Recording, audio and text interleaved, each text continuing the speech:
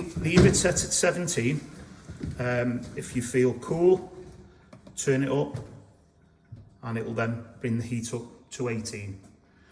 All you're doing is you're asking it for more temperature. Obviously, the higher the temperature, the higher the cost to run. So once you are warm and you're comfortable, put it back to 17. That's all you need to do.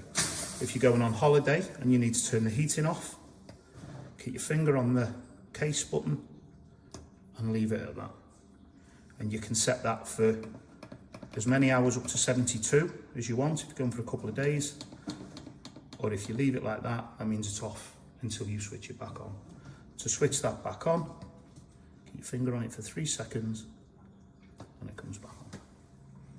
Your hot water is preset. It will always divert hot water, so if you use hot water, the air source heat pump will heat your hot water before you're heating.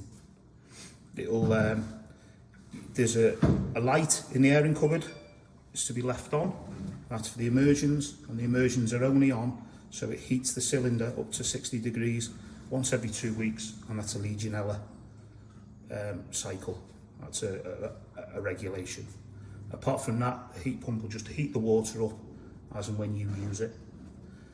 The lower you can keep this and be comfortable, the better, because it's more efficient, the lower it runs. Don't let it go cold, don't set it at 5, because the minute that does, all the heat will go out of the fabric in the building and you've got to heat it all up again. And that can take time and that's where it costs you money. If you keep it warm, it'll cost you less money. The best way of looking at that is in your car. If you're doing 40 mile an hour in your car, to go to 60 isn't costing you a great deal of fuel. To go from 0 to 60 is where it costs you the fuel. So if you can keep that ticking along 15, 16, 17 degrees, if you do go for a real cold spell, you can just turn it up a little bit. But the heater, the unit will sense the cold spell and will ramp up accordingly to get it up to where you're comfortable with it.